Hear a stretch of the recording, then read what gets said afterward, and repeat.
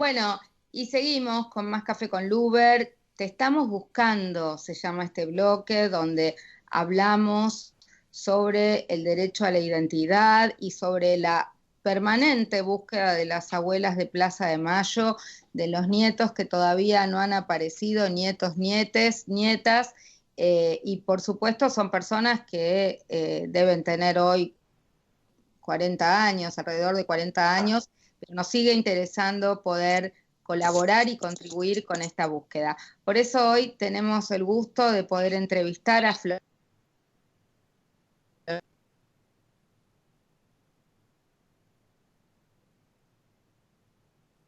de Excelencia, que tanto ha colaborado con las abuelas y con esta búsqueda. Muchísimas gracias Gracias a ustedes. por estar aquí. Contanos un poquito cómo es que se creó el Banco Nacional de Datos Genéticos y cuál es su función. Bueno, el Banco Nacional de Datos Genéticos que surge como una necesidad en la búsqueda de las abuelas. Ella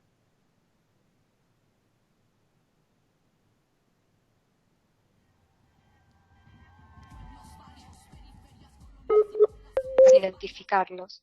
Y en ese marco contactaron a expertos en el mundo y les pidieron si de alguna manera podían hacer o explicarles de qué forma se podía identificar mediante algún cálculo estadístico, usando marcadores biológicos que permita decir con certeza que un determinado niño era el nietito que ellos estaban buscando, ¿sí? Hasta ese momento todas las identificaciones que las abuelas habían podido hacer habían sido de niños que ya habían sido secuestrados vivos, entonces tenían fotos, los conocían y los podían identificar fehacientemente, pero en aquellos niños o esos bebés que habían nacido en cautiverio no tenían esa posibilidad. Y de ahí es que, bueno, surge esta duda, las abuelas ven que en La Plata se publicó en un diario una noticia en la cual habían resuelto un juicio por paternidad utilizando sangre de los niños. Entonces buscaron si también se podía hacer eso con la sangre de los niños estos, que podían ser sus nietitos, y de los abuelos, porque en este caso no estaban los papás estaban desaparecidos.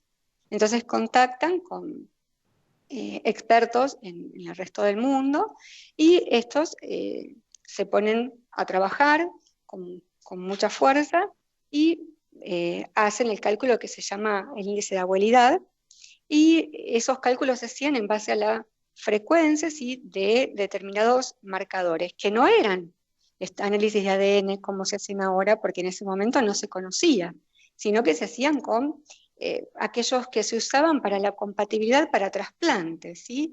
Los estudios de los glóbulos rojos, los estudios del complejo mayor de histocompatibilidad, y en base a eso ellos diseñaron un cálculo que llamaron índice de abuelidad y que permitió en el año 1984 la restitución de la primer nieta, que es Paula Eva Logares, ¿sí?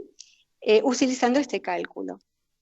Y entonces en ese momento todas las comparaciones se hacían uno a uno, o sea, había un posible nietito, se lo estudiaba y se decía, a ver, a través de estudios preliminares, decían, bueno, pensamos que este nietito es de esta familia. Entonces la comparación se hacía uno a uno, se comparaba a ese posible nietito con la familia.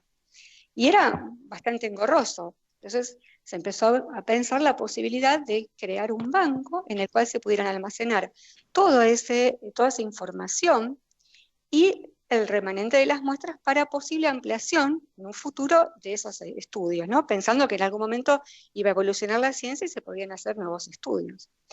Y en base justamente a esta necesidad de almacenar la información es que las abuelas piden la creación del Banco Nacional de Datos Genéticos, y que fue creado por Ley Nacional 23.511 en el año 1987. ¿Cómo evolucionó los estudios de ADN, no solamente en relación a la búsqueda de las abuelas, sino que hay muchos avances en la materia científica, ¿no? Y sí, cuando todo esto empezó, en el mundo no se conocía el ADN, lo que se estudiaba era la expresión de determinados genes, y como eran los que decíamos recién, los que se expresaban en los glóbulos rojos, en el complejo mayor histocompatibilidad. A medida que la ciencia fue avanzando, que se empezaron a estudiar marcadores de determinadas secuencias de ADN que están en los cromosomas o en el ADN mitocondrial, y ese conocimiento fue creciendo, el banco fue incorporando las nuevas tecnologías y fue capacitándose, y seguimos capacitándonos continuamente para incorporar toda aquella nueva tecnología que en el mundo se desarrolle. En el ¿Qué es momento el en ADN? ¿Qué es el ADN mitocondrial? Cuando hablamos de ADN, generalmente, o sea, todo el mundo se remite a lo que es el ADN nuclear, que es el que está compactado formando los cromosomas en el núcleo de la célula, y la mayoría de la información genética se encuentra ahí. Aproximadamente el 99% de la información genética va a estar contenida en estos cromosomas en el núcleo de la célula.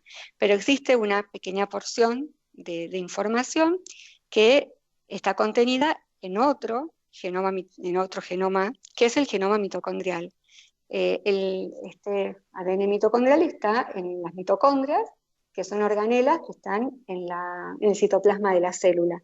Y tiene una característica muy importante, o sea, el ADN nuclear, como nosotros bien sabemos, se hereda un 50% de cada progenitor, ¿sí? El 50% del ADN nuclear que tenemos viene de nuestra mamá y el 50% de nuestro papá. En cambio, el ADN mitocondrial tiene la característica de que se hereda solamente de madres a hijos, ¿sí? Y es un importante marcador del linaje materno, es decir, la mamá le va a heredar su ADN mitocondrial a todos sus hijos, pero solo sus hijas lo van a transmitir a todos sus hijos. Así va a ser la transmisión y por eso se lo llama marcador del linaje materno. Y se torna, en el estudio para determinar un vínculo biológico, una importante forma de screening, porque el hecho de que eh, un niño, un joven comparte el ADN mitocondrial con una familia, nos induce a enfocar el estudio para ese lado. En cambio, si ya sabemos que un joven no comparte el ADN mitocondrial con un grupo familiar, ya sabemos que eso es una exclusión fehaciente, o sea, no existe posibilidad de que ese joven tenga un vínculo biológico con ese grupo familiar. Ujú. ¿Y el índice de abuelidad se vincula directamente con el ADN mitocondrial? No. Los cálculos de No. índice de abuelidad que se hacían en su momento no se hacían en base a ADN, sino en base a los marcadores, como les comentaba antes, de HLA, que eran los de compatibilidad para trasplantes. Esos Por lo eran tanto, los que ahora utilizaron. directamente se utiliza el ADN y no hace falta el índice de abuelidad, ¿es eso? Hoy en día ya quedó como obsoleto el nombre. Hoy en día lo que se hacen son otro tipo de cálculos, que es lo que se llama LR o Likelihood Radio, que lo que hace es comparar probabilidades, ¿sí? Compara cuánto más probable es que un joven pertenezca a un grupo familiar frente a que ese joven no pertenezca al grupo familiar y que comparta esos marcadores por azar, ¿sí? Eso es el cálculo estadístico que se utiliza hoy en día. El índice de abuelidad es como que un icono que quedó así eh, en la historia Claro. del único grabado y sí, del, Bueno, y, ahora el Banco Nacional de Datos Genéticos también sirve a la justicia para muchísimos otros casos que pueden tener que ver con la negación de la paternidad o con otras circunstancias. No está limitado a trabajar con las abuelas. no. El banco en el momento en que fue creado sí actuaba o sea, su objetivo de trabajo era en cualquier causa de filiación, para determinar filiación. Pero hoy en día, o sea, a partir del año 2009, la idea del banco se modificó y limitó el trabajo del banco solamente a los casos de delitos de lesa humanidad,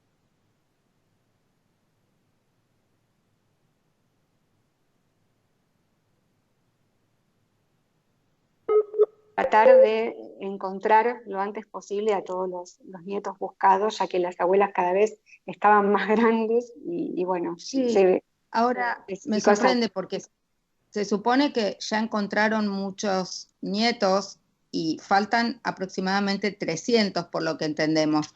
¿Por qué vos decís, o sea, están trabajando a full en la búsqueda de esos 300, tienen consultas permanentes? ¿Hay mucha sobrecarga de trabajo o esto permitiría en algún momento agotar todos los recursos disponibles de ustedes y pasar a tomar otros casos de gente que busca gente, pero que no necesariamente son los casos de desaparecidos de la dictadura? El banco en este momento sí trabaja totalmente dedicado a la búsqueda de los nietos. Tenemos más o menos 300 grupos familiares que están buscando a sus nietos y se presentan aproximadamente entre 1.000 y 1.200 posibles nietos, o sea, personas que dudan de su identidad y que por estudio o por información que ellos aportan a la Comisión Nacional por Derecho de Identidad, que hace ¿sí? un estudio preliminar de cada uno de los casos. La Comisión Nacional por Derecho de Identidad determina que existe probabilidad de que esa persona sea uno de los nietos buscados y deriva esa búsqueda al banco, ¿sí? O sea que hay muchísimos casos permanentemente. Nosotros pensamos que transcurrido el tiempo había poca gente que tenía dudas, pero entonces vos decís que a pesar del tiempo transcurrido, mucha gente duda de su identidad y se presenta. Sí, muchos casos tenemos, más o menos, sí, son entre 1.000 y 1.200 al año. Y eso es Bueno, mucho trabajo para el mucho, banco. Vamos mucho. a decir que muchos de estos que se presentan son negativos, o sea, no están, Sí, no sí, tienen un sí, pico. pero bueno, Pero está muy bueno, bien sí, que el se trabajo se presenten hace. también porque las abuelas todavía están buscando 300 nietes y está buenísimo que se presenten, así sea la más mínima duda, ¿verdad? ¿Por qué no nos decís cuáles son las vías de contacto con el Banco Nacional de Datos Genéticos? Para poder venir al banco a dar la muestra, primero deben acercarse a la Comisión Nacional por Derecho de la Identidad.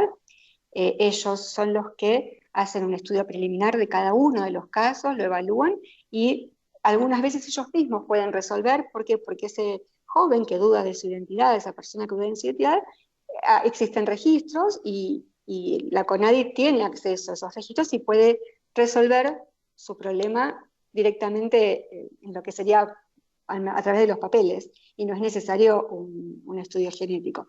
En los casos en los cuales la CONADI